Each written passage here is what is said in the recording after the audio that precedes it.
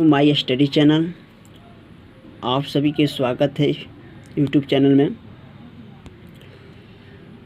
मैं 10th class का संस्कृत प्यूसम भाग के तीसरा पार्ट का लेक्चर आप लोग को प्रोवाइड करूंगा।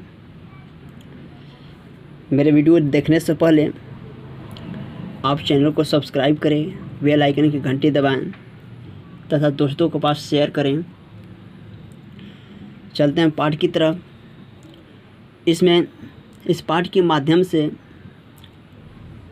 आलस्यों की दुर्गति के बारे में बताया गया है कि आलस्य की दुर्गति किस प्रकार होती है। हम एक कहानी के माध्यम से इसकी अध्ययन करेंगे, जानकारी लेंगे कि आलसी किस प्रकार के काम करते हैं और किस तरह से रहते हैं। चलते हैं पाठ की तरफ। आलसः कथा, आलस्यों की कथा। अयं पाठः विद्यापतिकृतस्य कथाग्रन्थस्य पुरुषपरिच्छेदी नामकस्य अंशविशेषो वर्तते। अर्थात यह पाठ विद्यापति के द्वारा रचित पुरुषपरिच्छेद नाम के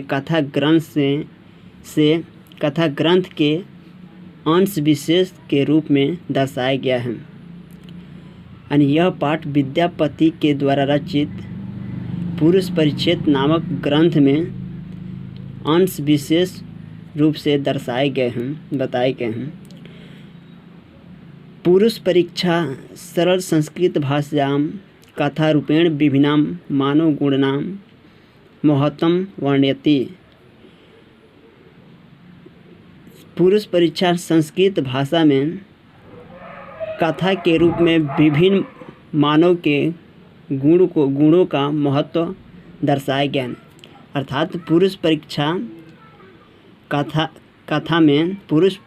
कथा में संस्कृत भाषा के रूप में मानव के विभिन्न गुणों के महत्व के बारे में बताया गया है। दोषा च निराकरण शिक्षा ददाति। दोष और निराकार के बारे में शिक्षा देती है। कौन? यानी पुरुष परीक्षा जो कथा ग्रंथ हैं उसमें मानव के दोष और निराकार को शिक्षा देती है, दूर करने की शिक्षा उससे प्राप्त होता है। विद्यापति लोकप्रिय मैथिली कवि आसीत्। विद्यापति लोकप्रिय मैथिली कवि थे। अपि च बहुना संस्कृत ग्रंथानां निर्मातापि विद्यापतिरासीत् इति तस्य विशिष्टा संस्कृत विषये अपि प्रभुता अस्ति। संस्कृत ग्रंथ के निर्माता भी विद्यापति थे। इसके विशिष्ट संस्कृत विषयों का प्रभुता भी इनके द्वारा ही प्राप्त है, इसी ग्रंथ से प्राप्त होता है। प्रस्तुत पाठे आलकस्य नामकस्य दोषे रूपेण व्यंग्यात्मक कथा प्रस्तुता विद्यते। यानी प्रस्तुत पाठ में आलस्यों के नाम के दोषों का निरूपण व्यंग्यत रूप से कथा के रूप में किया गया है। अर्थात आलस्यों का इस पाठ में आलस्यों के दोष का निरूपण व्यंग्यत रूप में कथा के रूप में प्रस्तुत किया गया है। व्यंग रूप में कथा के माध्यम से इसमें प्रस्तुत किया गया है। नीतिकार आलस्यम रिपुरूपम मान्यते। नीतिकार लोग भी आलस्य को शत्रु मानते हैं। कहानी यहाँ से स्टार्ट होता है। आसीत मिथिलायां वीरेश्वरो नामः मंत्री। मिथिला के मंत्री वीरेश्वर नाम का व्यक्ति था। सह च स्वभावाद् करुणाकश्च सर्वेभ्यः दुर्गतेभ्यो अनाथेभ्यो प्रत्यक्ष मिच्छाम भोजनम दपायति। वह स्वभाव से दानशील करुणाशील थे। करुणाशील थे। वे सभी दुखित व्यक्तियों को, अनाथ व्यक्तियों को उनके इच्छा के अनुसार भोजन देते थे।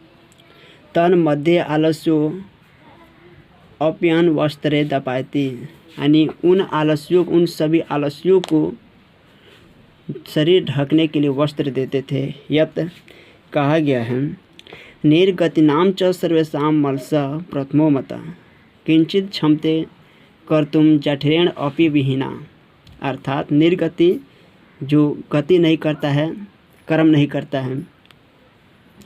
निर्गतिनाम च सर्वेषां मलसः प्रथमो मतः किंचित क्षमते कर्तुम जठरेण अपि विहीना, अर्थात जो व्यक्ति कार्य नहीं करता है आलस्यों का पहला विचार होता है, अर्थात आलस्यों का पहला विचार होता है कार्य नहीं करना। कार्य नहीं करना आलस्यों का पहला विचार होता है। वे अपने पेट की भूख की ज्वालों को शांत करने के लिए भी कोई काम करना नहीं चाहते। आलस्यों का पहला विचार होता है कोई काम नहीं करना, तथा वे अपने पेट की भूख की ज्वाला को शांत करने के लिए भी कोई काम करना नहीं चाहते।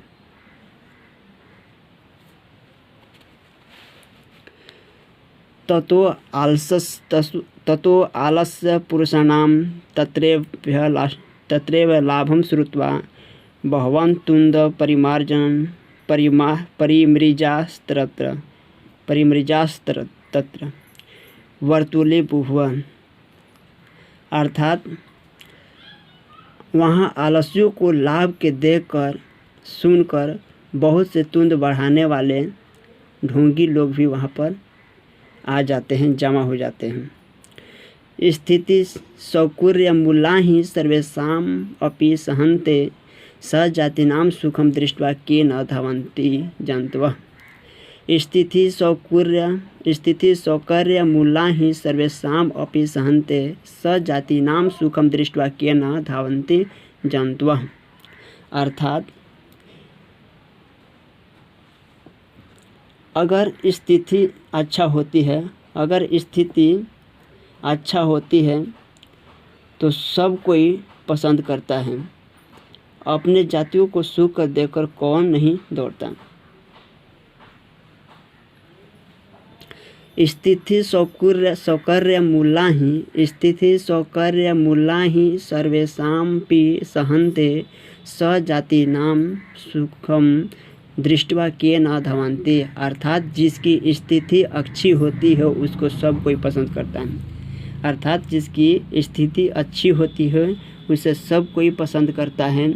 अपने जातियों के सुख को देखकर कौन नहीं दौड़ता है, सभी कोई दौड़ते हैं।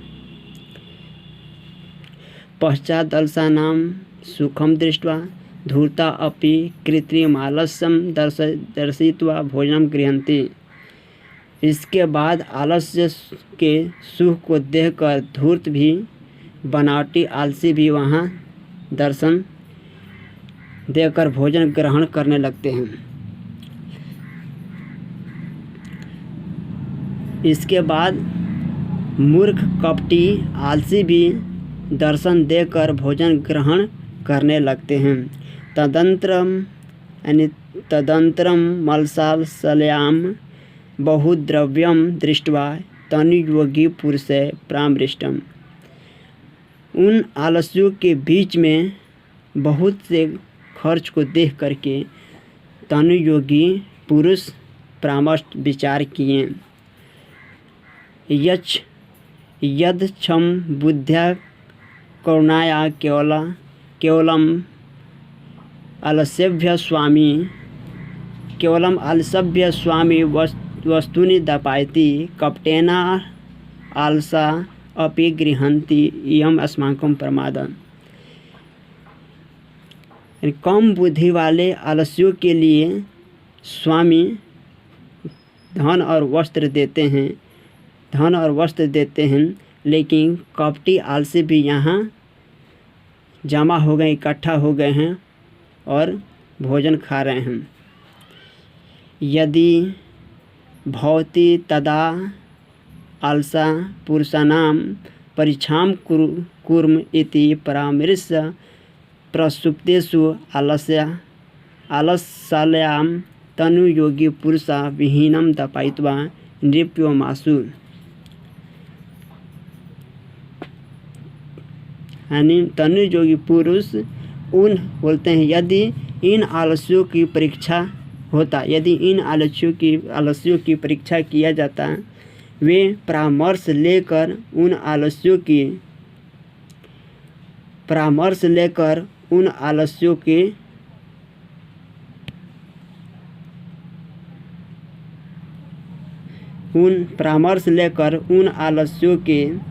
घर में आग लगा देते हैं, उन आलस्यों के घर में आग लगा दे। तनु योग विहीना दपायित्वा निरुमासम, यानी परामर्श ले करके आलस्यों के सोए हुए आलस्यों के घर में आग लगा देते हैं। तत्व गृह लग्नम प्रवृद्धम अग्निम दृष्ट्वा धूर्ता सर्वे पलायिता, यानी आग को प्रवृद्ध यानी आग को बढ़ते हुए देख करके सभी धूर्त वहाँ से भाग गए। पश्चादि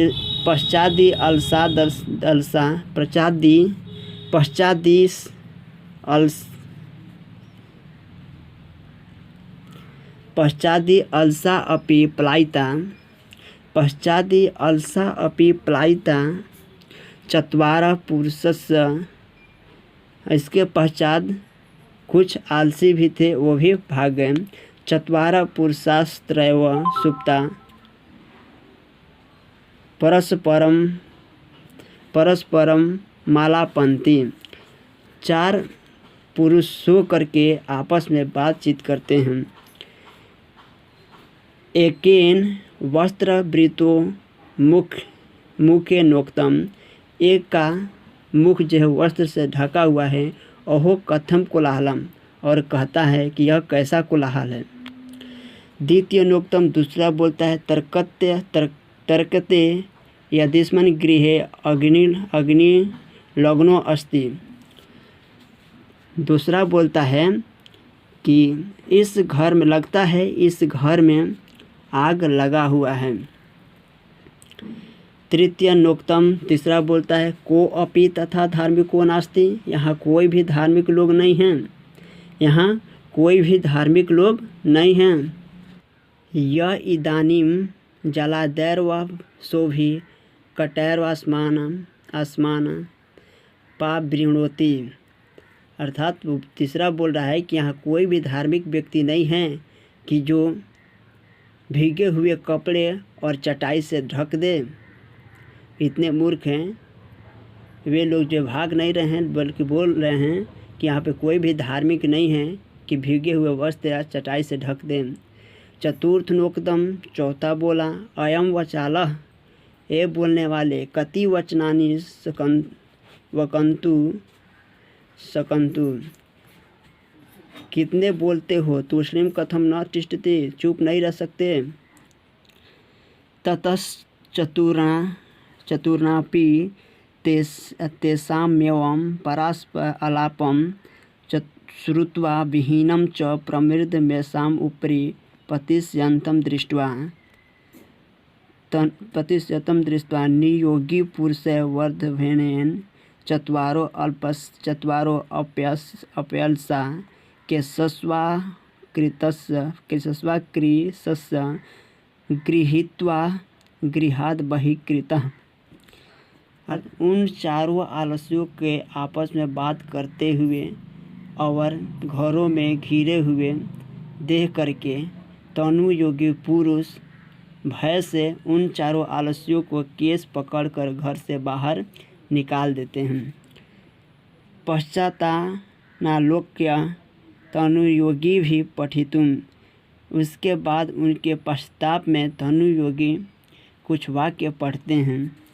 पतिरेव गति स्त्रीणाम बालानाम जननी गति, आलसा नाम गति काची लोके करुणा कम बिना। पतिरेव गति स्त्रीणाम बालानाम जननी गति, आलसा नाम गति काची लोके करुणिकम बिना, अर्थात स्त्रियों की रक्षा पति करता है, बालकों की रक्षा जननी करती है, माता करती है, बालकों की रक्षा माता करती है तथा आलस्यों की रक्षा दयावान पुरुष के बिना इस लोक में कोई नहीं है। आलस्यों की रक्षा दयावान पुरुष करते हैं। पतिरेव गति स्त्रीणाम बालानाम जननी गति आलसानाम गति काची लोके कौणिकम विना। स्त्रियों की रक्षा करने वाला उसका पति होता है, बच्चों की रक्षा करने वाला उसकी माँ होती है तथा आलस्यों की रक्षा करने वाला दयालु लोग होते हैं।